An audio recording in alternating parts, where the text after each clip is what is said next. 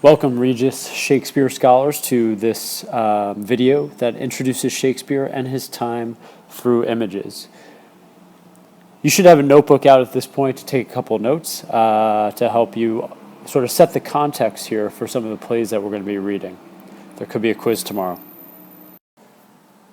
So this first document we're looking at is the first documentation that we have of Shakespeare's life.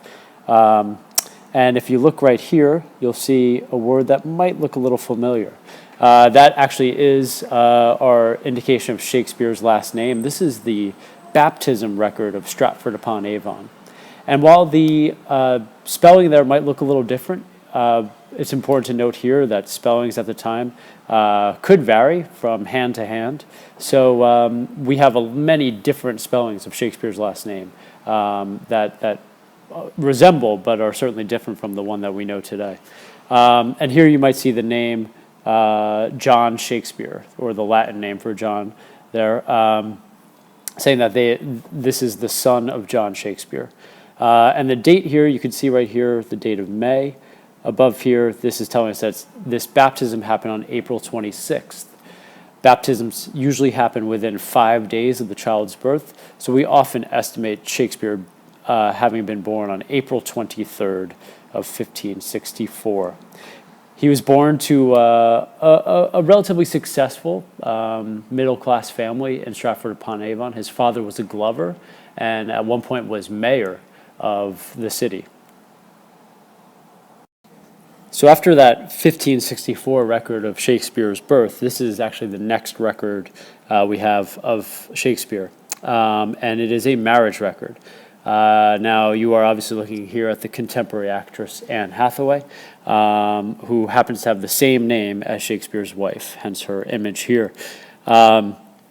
Shakespeare was 18 when he married Anne Hathaway. She was 26 at the time, so a much older woman.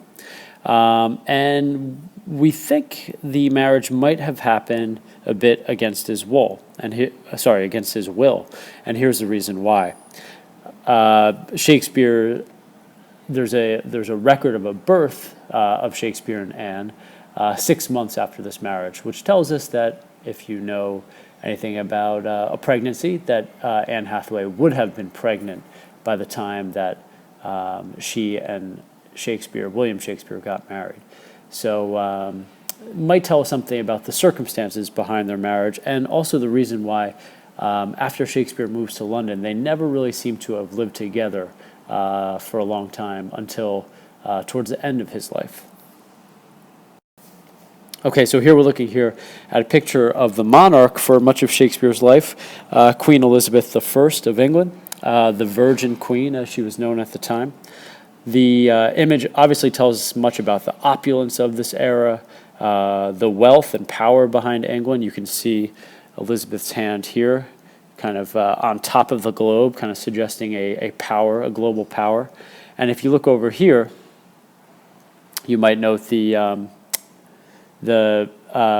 sunken, the shipwrecked Spanish Armada, which Elizabeth defeated in her time and helped consolidate her power. Whereas here you see the English fleet sailing on perfectly there.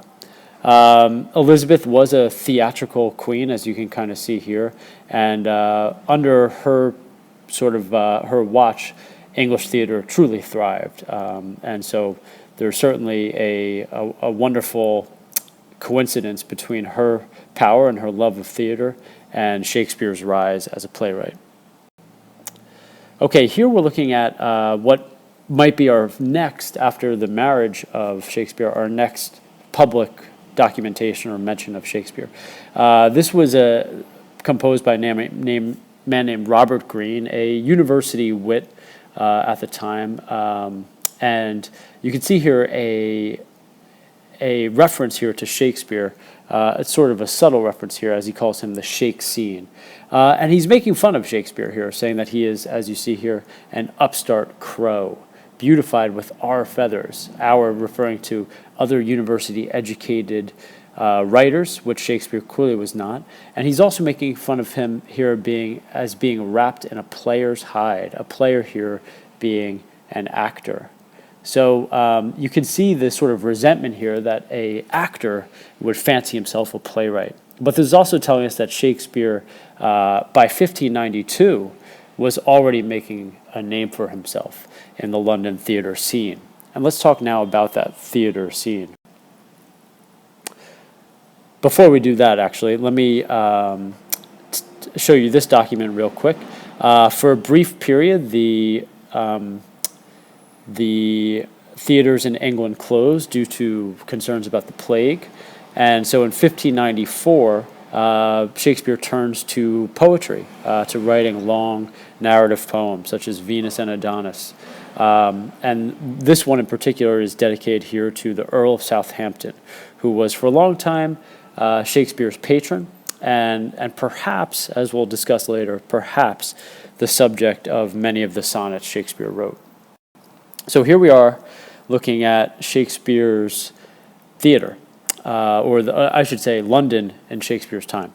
And up here, of course, you see much of the city of London here. You see government buildings, you see obviously churches there, a lot of power down there. And it's on the south bank of the Thames River here where Shakespeare's Theatre in 1599, the Globe, was first built. And I'm looking right here, okay? You can see two octagonal buildings there. And we'll take a close-up look at one of them. But the one important thing to note before we do that is that being separated by the river, Shakespeare's Theatre was sort of outside a little bit of the centers of power. And as a result, there was more freedom there to sometimes critique that power, to sometimes critique cultural norms or sort of play with cultural norms. So this is an area where we see a bit more artistic freedom than what might have been afforded north of the Thames River. And a bit more on that. So here's a close-up of that very same image we were just looking at. And we again, almost identical buildings here, very close to one another. This south bank of the Thames was sort of the place for play, for carnival, for sort of a raucous scene. It would have been a place where one might visit a prostitute, go to the Bear Garden, or go see a play at the Globe. So it was a fairly free environment there. But the Bear Garden, what this is a bear baiting rink. What that means is that this is a place where a bear chained to a post would fight to the death a group of 5 or 6 hounds. A really obviously bloody and violent spectacle. But right next to that, you have the Globe, where you might have seen the debut of Hamlet. So it's fairly fascinating to think that you could take one of these little ferries across the south bank of the Thames, and maybe, as you try to decide what to do that night, you're deciding between watching a bear or watching hounds maul to death a bear, or seeing Macbeth or Hamlet or King Lear. A fascinating place at the time. And this is a quick image of a little bit of what the theater might have looked like. You can see here this here would be the places where people would sit, and if you were unable to afford a seat, you could stand for the duration of the show right here in front of the stage for the cost of about a pint of ale. These doors here are the entrance and exits to the stage. And as you can see, this is an open-air theater, so all performances would have happened during the day. Okay, so as a sort of sign of Shakespeare's rise in the theatrical world, we're looking here at 2 cover pages of quartos, which would have been sort of a paperback publication, if you will, of Shakespeare's work. Of any written document at the time, but in this case particular, we're looking at 2 Shakespeare plays. On the left, you see 1597, a publication of Romeo and Juliet, and there's something missing from this page, and that is the writer's name. It just wasn't really a concern of people to know who wrote the play at the time. But once Shakespeare makes his name becomes more widely known, it actually perhaps becomes a way to sell that book by affixing his name to it. So here you see a copy of Midsummer Night's Dream for sale, dated 1600. Obviously an indication of his rising fame and fortune. Okay, so moving right along here, we're looking at the cover of Shakespeare's Sonnets, which was published, as you can see here, in 1609 by Thomas Thorpe, who is the TT here. And these sonnets have invited a lot of speculation from scholars because there's so much mystery behind them. As you can see, the sonnets are dedicated to the only begetter. We have no idea who this refers to, but it has not stopped scholars from constantly debating about to whom these sonnets are addressed. And there's also this mysterious Mr. W.H., perhaps that only begetter. And again, we have a lot of guesses as to who that might be, but certainly nothing much more than speculation as to whom these poems are addressed. So by 1609, Shakespeare, again, has not only solidified his reputation as a playwright, but also as a poet of lyric verse, as we see here. So by 1609, as we saw, the date we saw on the previous sonnets, Shakespeare is about to retire, essentially, from playwriting. His final plays are composed around 1610 or 1611. And then we don't hear from him for about 5 years as he retires from London back to Stratford-upon-Avon, where he spent the remainder of his life. He grew sick in the winter of 1616, and by March of that year had executed this will that we see here. This is Shakespeare's will. And it's obviously very hard to read, but there's one thing in particular I just want to show you. We looked at before at Shakespeare's wife, Anne Hathaway, and if you look right here, we have a very strange reference here that has also kind of tantalized scholars for a long time. I'm going to underline it for you here, and what this says here,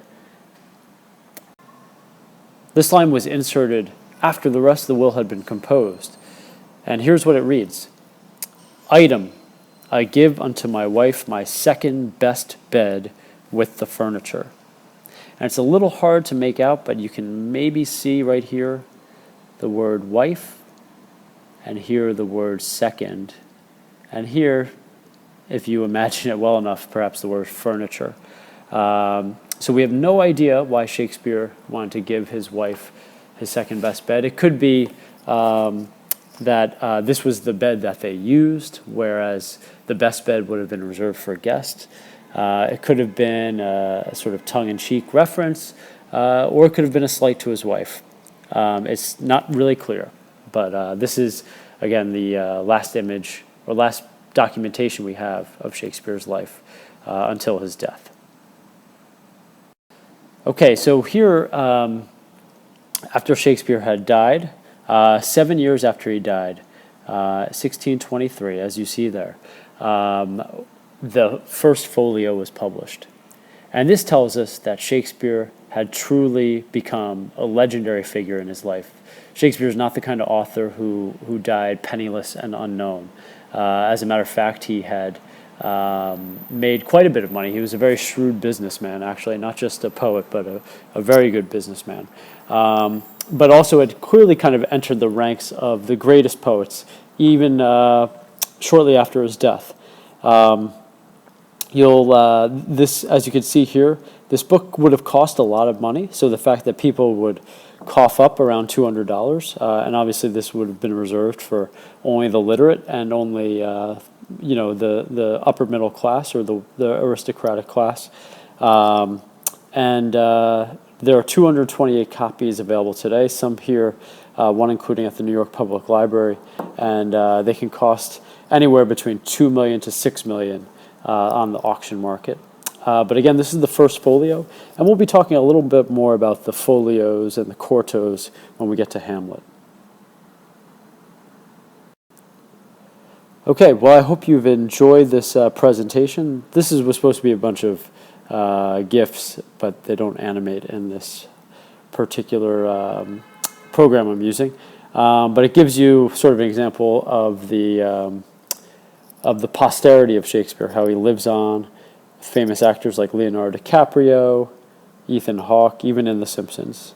So Shakespeare, we've taken a look at Shakespeare in his time, and here you can see that in our time, he clearly continues to fascinate his audience and to bring more people to the theater. So tomorrow we'll get started, hopefully with our first play, but not before a quiz on this video. So please be ready. Have a good night, guys.